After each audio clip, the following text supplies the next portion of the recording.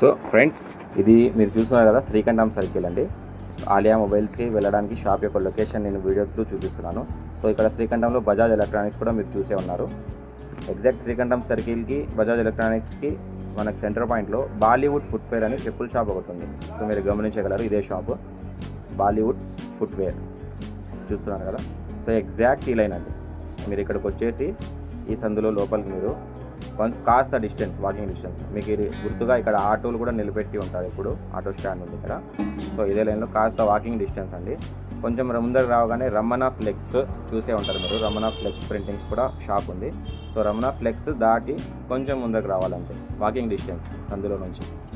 So కాస్త ముందర రాగానే రైట్ సైడ్లో చూస్తున్నారు కదా.